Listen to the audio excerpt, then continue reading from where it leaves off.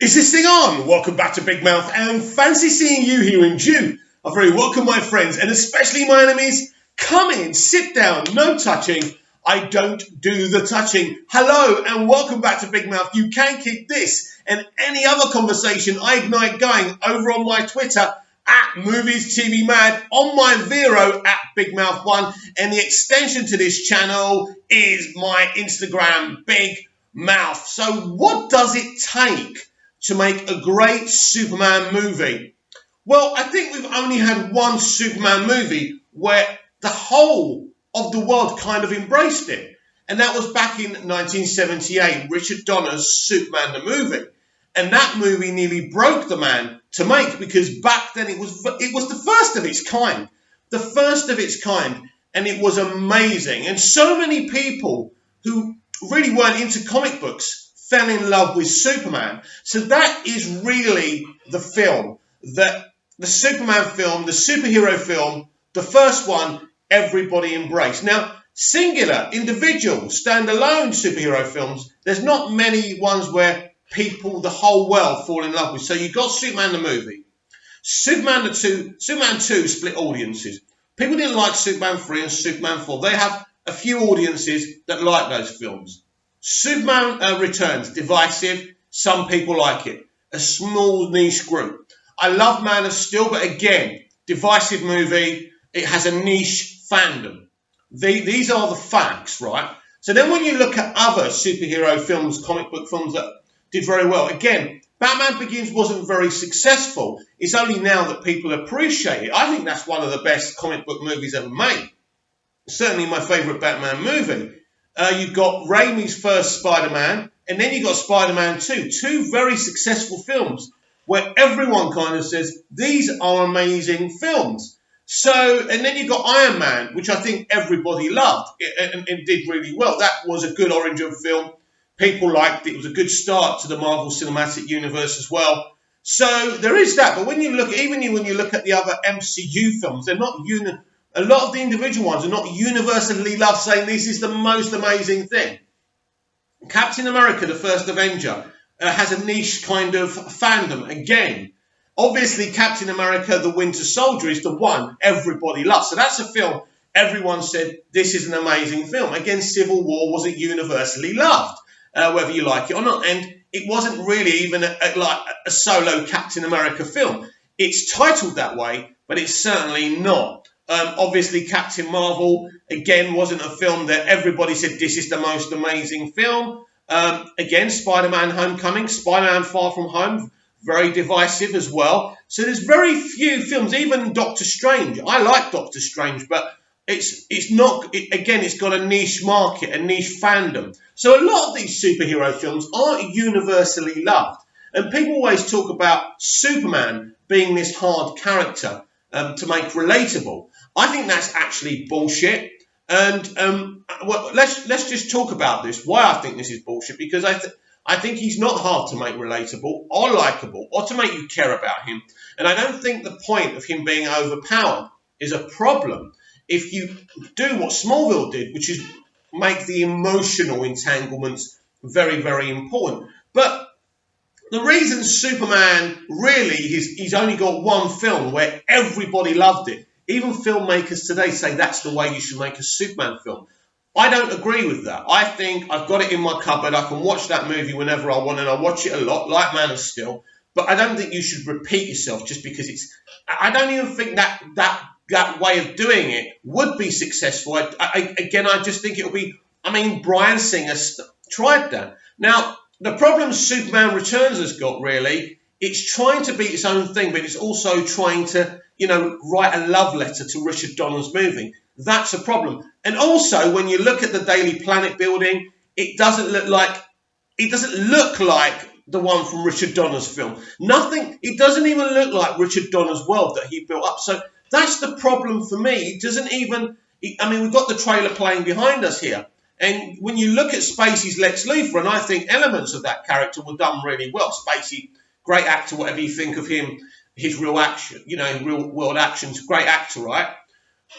They even admitted he was more fashioned on Gene Hackman. He was more fashioned on Michael Rosenbaum's performance, portrayal from Smallville than Gene Hackman's. Well, you're saying it's a continuing story from Superman the movie and Superman 2, and you're saying, now I understand why you would want to be inspired by Michael's performance and the way Alan Miles wrote that. He's the best Lex Luthor that's ever been done. He's amazing. So I understand that. And that film is a film that should have been... Bryan Singer has a great mind. He's a great director. And if he did something of his own, if he made Jason Superboy, right, and took that Superboy, not the Superboy when Clark Kent's young, but the Superboy, the clone of Clark Kent and Lex Luthor. That's what he should have done. But he did something else. So I like Superman Returns. I certainly like elements. It's a film with great moments. But it just didn't appeal to people. It didn't appeal to the mass market. Superman 2 kind of did, but people were kind of split on certain things, like Superman sleeping with Lois and things like that. I thought it was okay. I mean, the production was a mess, and Superman's had those problems in the past. So this video is about how do you make a great Superman film. But I'm going to call this something, I've just decided to call it, how does J.J. Abrams make a great Superman film? I've said it before, I'll go on record again. A lot of people dislike JJ. I love him. I love him for Alias. I love him for Lost. I think he's a great creative. I think he's a very talented man. I think he's a gentleman. And at the end of the day, if you don't like him, you don't like him. I can't force you to like the man. And Star Trek 2009, for me, is perfection. What he did with Star Trek 2009, he took that camaraderie from the original series. He cast these actors. I thought they were amazing. I think the chemistry and everything was amazing. I liked Into Darkness, but the problem with it wasn't very Star Trek-y. It had that terroristy theme to it. Again, not a major issue for me, but it didn't have... I didn't relate to it as much as I did with the first one, but I certainly didn't hate it, and it was certainly very entertaining. And he kind of spun Spock dying, so he had Kirk dying, but then Kirk coming back to life through, I think, through the physiology of Khan. Benedict Cumberbatch is a great actor. I'm not sure if he's a great Khan. The performance was really good. I think maybe for the sequel to Star Trek 2009, they should have been a bit more original. That's just my opinion. Now, JJ's alleged Superman flyby script, which is floating around there, or concept, and I've read it to you on this channel before. It's very similar in a way to Zack Snyder's, David Goyer's, and Christopher Nolan's Man of Steel. It's an independent body of work. It's not inspired by anything. Henry Cavill's Superman is more of a gladiator. He has a gladiator battle with Zod. Zod's this villain who, can you call him a villain? Well, he's a villain. He's the opposite to what Superman is. But ultimately, he wants to save his world like Superman wants to save Earth. And that's interesting. So then you say, well, is this a villain? When he kills Jor-El, he's killed his friend, right? And you see regret in his face. So that's very compelling things. Now, Flyby isn't a similar story to Man of Steel, but it's very unique and it's very original. Krypton doesn't explode. It's still out there. You know, Kal dies in the middle of this story. We don't know if this is really his story, but it's out there on the internet. And ultimately, he did something that I wanted him to do in Man of Steel. In Man of Steel, I wanted Krypton not to be destroyed, and I wanted Clark to have to go back or be trapped in the Phantom Zone. That's something I think that will be a great cliffhanger for a Superman movie and a Superman story. And I'm sure the comics have done it before, but I'm not exactly sure on that. The reason a great Superman movie hasn't happened since Superman the movie. No, let me rephrase that. I think Man of Steel is a great movie. The reason there hasn't been a success on the level of Donner's Superman the movie is he's a really difficult character to get right. So ultimately, when you look at Donner's movie, he makes Clark very relatable in a way that he's clumsy. There's lots of comedy there. If you make people laugh, they'll like you. So that was a clever element of embracing people to care about Clark. And his Superman also can be very sarcastic. So that's one way of doing that. One of the big challenges you've got with a Superman movie, this guy goes beyond Jekyll and Hyde, because you've got the Kal-El persona. You've got the Clark, and Bryan Singer actually said this when he was marketing Superman Returns. You've got Clark Kent on the farm. You've got Clark Kent in the Daily Planet, and then you've got when he puts the costume on, he's Kal-El, the last son of Krypton. But to us, to humanity, he's Superman. So there's loads of different amalgamations here of one character. Ultimately, inside, he's the same person.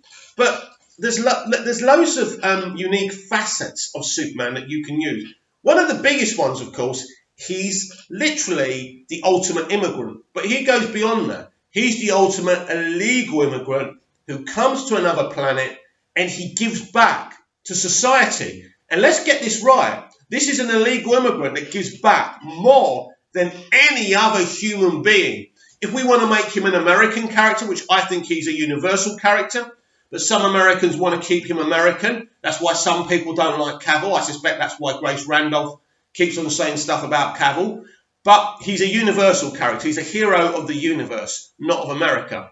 But ultimately, Superman, an illegal immigrant, gives more back, puts more back into America and the planet Earth than any human being. Because I don't see anyone else, doing what he does. But there are heroes out there in humanity and they're trying their best. They just don't have superpowers, right? But more often than not, we are selfish and we just want to take from the world. But Superman doesn't do that. You want to call him a universal illegal immigrant? Call him that. He is. He's not. He's never been legally kind of officially American or whatever, right? So when I was growing up, right, this is a great example because when I was growing up, I was born and bred in the UK. All my life I was in the UK. It's only just recently that I've been living here in Cyprus past few years, on and off really. But growing up, my parents were Greek Cypriots, so obviously I've got this complexion. So people at school knew I wasn't proper British, but of course we all know that all races and all cultures are an amalgamation of different races. But people are thick. People are stupid. I'm 100% British, I am. No, you're not, mate. You've got Roman, you've got this, you've got that. But you keep on thinking that. And as it's important where you're from, I don't think it is. That's what happened to me because when I was in the UK, kids would call me a foreigner. When we used to come over here for 6 weeks for our holidays, the Cypriot kids would call me a foreigner. So I felt like I didn't belong. Now, it wasn't like that for my siblings. They always felt proud of our Cypriot heritage, but they're also proud that they were born and bred in the UK. I always felt more British than Cypriot, but this is the whole thing with Superman. He's being pulled in two different ways. And an intelligent writer should be able to eloquate that on the page, in the film. Alfred Gough and Miles Miller did it perfectly in Smallville. Perfectly, right? Yes, it's a TV show. Yes, they've got more episodes and time to do that and develop that. But it isn't that difficult. So it's important that Kal-El, Clark Kent, right, Superman, is pulled between these different kind of directions. There's his Kryptonian heritage. He's literally been on Earth since he was a baby. So he knows nothing but the way of humanity. He feels human, like I felt British, right? And here's the thing. So those of us who kind of had parents from another country, but we were raised in another country and we felt this way or that way. So in the early years of Smallville, Clark feels he's more loyal to Martha and Jonathan, his humanity, and he kind of rejects. And what we see at the end of season 2, that Jor-El reveals himself through the ship, and it's the voice coming through Clark's head. And Jor-El says to him, it's time to leave these people behind. And his refusal, it goes so deep. He steals Lex Luthor's father's, Lionel Luthor's kryptonite key, puts it on the spaceship, blows it up. The Kents are the collateral damage of that accident, and Martha loses her baby. Amazing. So do you understand what I'm saying? That's a great example of showing Clark being pulled in these two different ways. And really, filmmakers have never really done this before. Man of Steel's interesting because there is an element of his Kryptonian heritage, but they don't really deal with the fact that he's Kryptonian and human. There is this thing where what's he do? It's kind of there a little bit when Zod implores him to help him rebuild Krypton on Earth. So in that sense, he's been pulled in both ways. And ultimately, he chooses us, which is great because he is us, because literally he was pretty much born on Earth. I know he wasn't, but to him, that's what it's like. He feels more human than Kryptonian. And this is the thing. And this guy, Man of Steel, is really compelling. They did do a good job with this. He's got all these clones growing inside him as well, which Jor-El kind of manipulated. So in the future, if we ever do get an MOS2, they will have to deal with that, which is very, very compelling. So elements of Man of Steel do deal with that. But I think in a film about a character who literally feels he's being pulled from two different worlds as well, I think Krypton not exploding is a better idea. And I think this is where I was kind of captivated by J.J. Abrams' alleged Superman flyby script. I think if you're going to tell a story, tell an original one, right? Now, some people will want the comics, some people will want something original. Listen, it's a bit like Star Wars. JJ's got great experience now because he knows from Star Wars, you can't please everyone. You try. The moment you stop trying to please everyone, that's where the issues are. So I think when I started writing my own Superman story, and I've told you about it before, there's no origin, really. He's been on Earth for 1,000 years, but he's never revealed himself. It's at the beginning of my story where he decides to, after 1,000 years, to go and work in the Daily Planet, put some roots down and start, inspiring the world. And this is when people start calling him Superman. That's when Clark meets Lois. That's when I started off from.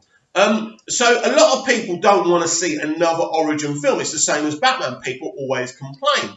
I think if you make it a 3-hour epic, and I think a Superman film deserves to be a 3-hour epic, you can give him the great origin on Krypton. And I think I was watching Man of Steel last night again, and that Krypton sequence is beautiful. It's emotional. Lara really is changing her mind about letting him go. Now, that's the kind of emotion you want to see. And it's very different to Superman the movie because you got Crow as Jor-El, which I always was kind of saying that choice because I think Russell Crowe is as iconic and as talented as Marlon Brando was in his time. Marlon Brando was a legend, a very talented man. And I think he did a great job as Jor-El. But it's different because Brando's doing this whole speech to this baby. And then all that Crow does is he says, "Goodbye, my son. Our hopes and dreams travel with you." But it's just as compelling as what Brando's saying. I think J.J. Abrams was going to do this whole civil war on Krypton. I think that's a great idea. I like that. I like making Krypton this Star Wars-y kind of thing in the mix of civil war. But what if Krypton itself is not just in civil war? It's a universal battle with other worlds taking different sides, right? And literally the galaxy is split in two. There's a battle, and that's when they send baby Kal-El to Earth. But it doesn't get destroyed. It's an ongoing war. So then you've got the whole thing. This is the thing. So when he arrives in Smallville, you see all that. You see him growing up, coming to terms with his powers, and seeing that element.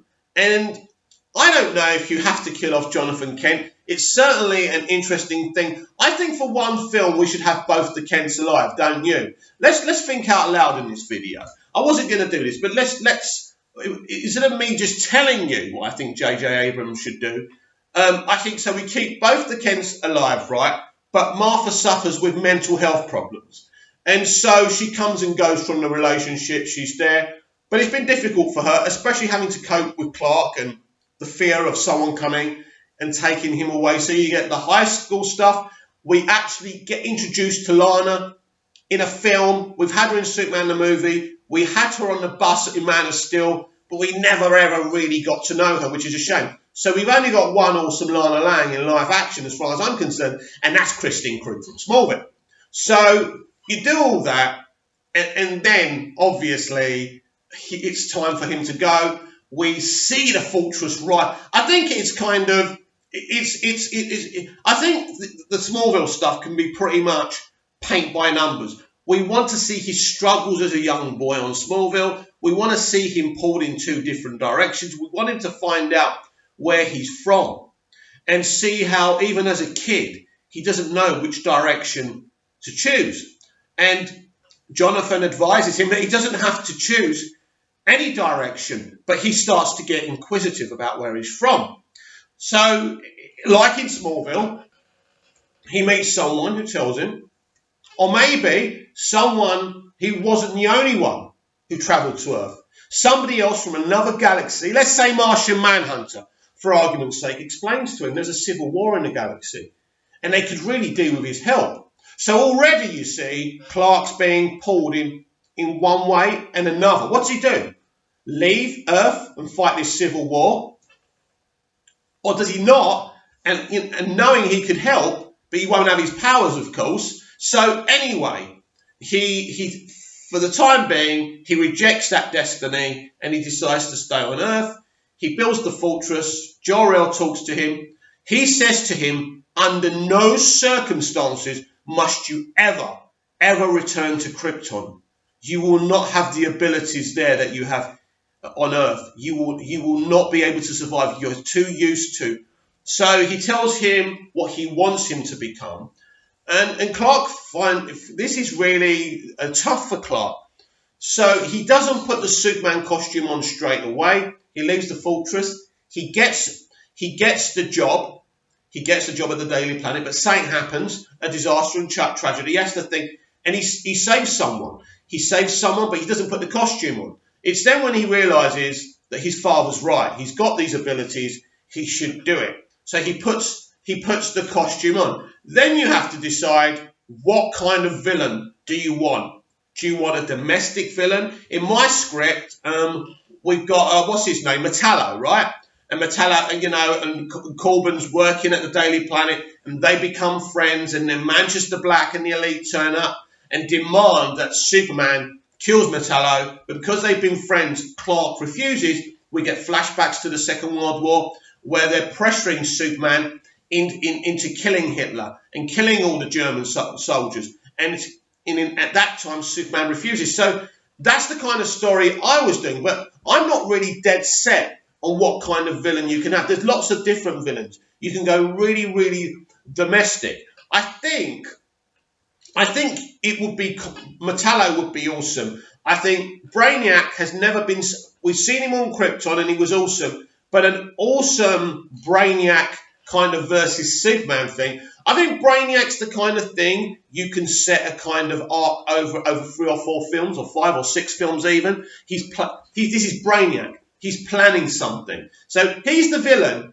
in the background. So you could have a Metallo kind of thing going where, as I say, you've got Manchester Black, and you do a whole kind of, as I've written in my script, you do a whole thesis really in this film about why Superman doesn't kill. So it's a stark contrast of Man of Steel. Man of Steel, this David Goyer, and this is the thing, Zack Snyder didn't decide to do the Zod neck-breaking thing. It was David Goyer. Even Christopher Nolan raised his eyebrows about that, and it's all on the internet if you want to read it. Chris actually was shocked. But this is a stark contrast. We find out why Superman doesn't kill. By not killing, right? We see how he refuses to kill in the Second World War, how he refuses to kill Metallo. And in the end, it is you literally adapting Superman versus the Elite, which is a great story. Go read it or go and watch the animated movie.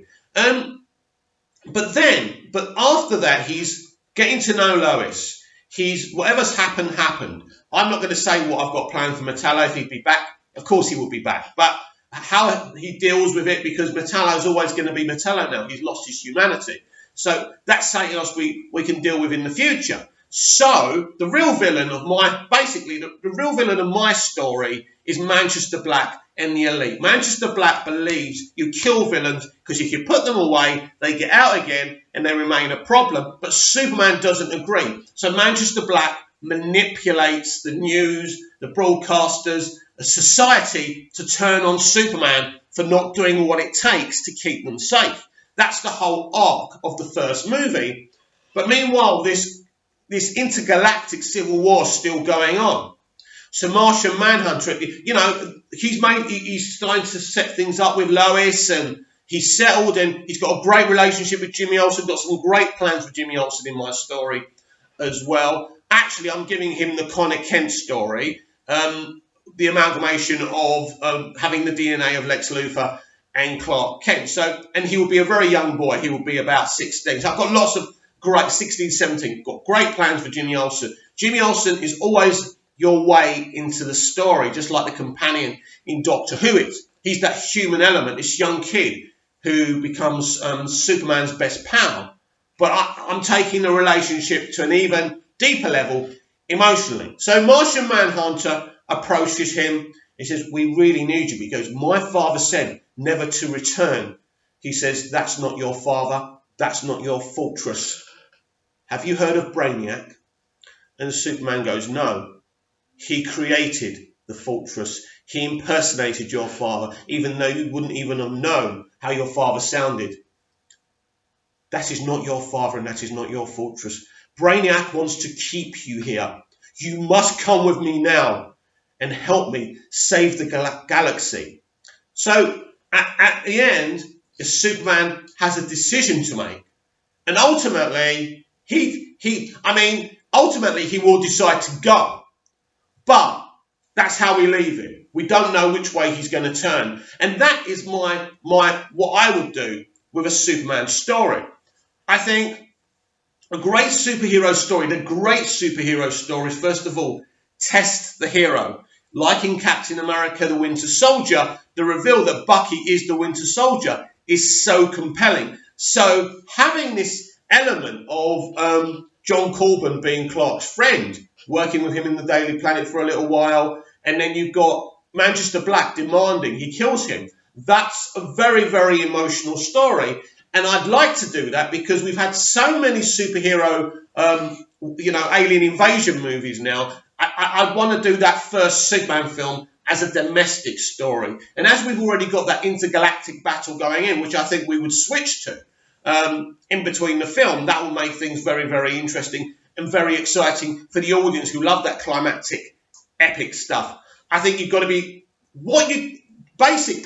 to create a great Superman movie, people have to care about Superman. They have to care about Lois Lane. Lois Lane is a very important element. And a lot of comic book writers and a lot of live action writers have got it wrong in the past. They've made her a bitch. They think an independent woman should be a bitch. She should be arrogant and overly aggressive. That's not who Lois Lane is.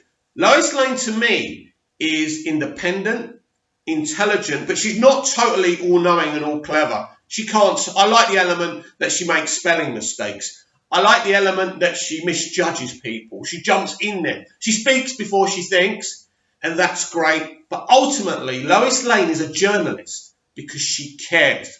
She wants to expose the bad people and help the good people, the innocent people. She's basically a human Superman. That's the way I look at Lois Lane. I loved Erica Durance's portrayal and the way Alan Miles wrote her in Smallville. I think that's the way to go.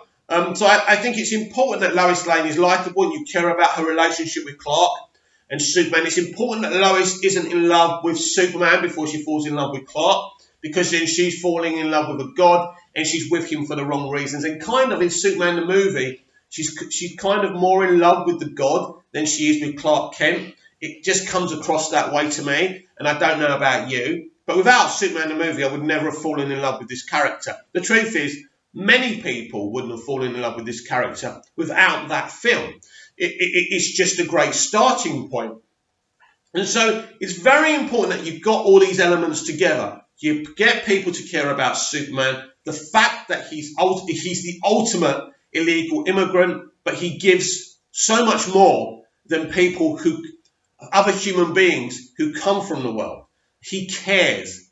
He's pure-hearted, but not so pure-hearted he never makes a wrong move. It's important that Superman makes mistakes. Otherwise, this is the element of some of the comic books that don't work for me. He can't be perfect. Without making him dark Superman and broody Superman, he still should make mistakes. He should still have to learn from his mistakes. He has got this human element of making mistakes. So that's how you make him relatable. But I want to know what you think. I could talk about this all day. There's so many different elements, like Lex Luthor. Lex Luthor, I think the Lex Luthor who despises Superman because he's not Superman, because he has the power that he wants, because Superman had an upbringing and love and compassion. He hates Superman because he wants to be Superman. I love that Lex Luthor. I'd love the kind of Kingpin Lex Luthor. That's why I think Vincent D'Onofrio, who plays Kingpin in the Daredevil series, would be perfect. That one who does own Lex Corp, and he is a businessman, but he does want to control things. But he isn't the main villain. He's again behind the scenes. He has kind of situations with Superman and Clark. So he's a member of the film. He's part of the film, but Lex Luthor should never be the main villain because you get yourselves into trouble. But he should always be involved. It's like Smallville. He was involved with Brainiac, but he wasn't the main villain really. The final season was the final season for Michael and Lex Luthor in Smallville. He was the problem. But in the other seasons, other people were the problems, and he was kind of interfering. And he thinks that he's got to stop these aliens, these metahumans as well. He thinks he's a hero. So there's that kind of mentality too. The Lex Luthor's a very interesting character. As I say, there are so many good things you can do with Superman. He's such an exciting character. And I haven't even spoken about his powers, really. But that's the finishing touches. That's the cherry, the icing on the cake, that he has powers, that he can fly. We haven't even touched on that. This is the most amazing character. You could make a Godfather movie out of this. You could make an epic out of this. You could really define this character. You can make this a classic. But you need someone who's willing to go out on a limb, to do something special and unique. And a Superman movie could be the greatest movie of all time. I love Superman the movie. I love Superman 2. I love Man of Steel. I like elements of Superman Returns. But we need Superman to matter again. That's one of the issues we have with this challenge. And the challenge that JJ is going to have, because I'm convinced he's going to do a film. Hey, JJ, if you're watching. But you're not going to admit it right now, are you? But that at this moment in time, Superman isn't the world's most favourite superhero. I have to, as a fan, as a Superman fan, I have to concede that. So what you've got to do, you've got to make an awesome, epic film. I'm talking about a 3-hour novella here, right? Something really special, right? But that film's also got to make him relevant and people's favourite superhero again. So I think the way I've looked at it, you could really do that. What JJ would do, would he use his alleged flyby script? I like the idea of flyby. I think it's an awesome story. I think it will be very different. I think the problem with flyby, again, it's not going to make Superman everyone's favourite character. It's probably not going to break records or anything like that. Superman, you've got to do him. You've got to show his humanity, his alien nature, how he's pulled in different directions. Look, there's so many things you have to get right to make a very successful film, and I do believe you can make him everybody's favourite character. You can make a Superman movie everybody's favourite superhero movie for all time. You just have to be brave. You just have to sit down and think about it. You can't rush these things. Superman is a difficult character for so many different reasons, but I don't think it's because he's unrelatable. I think it's because he has so many elements to him, and if you get that puzzle piece right, you've got something very special on your hands.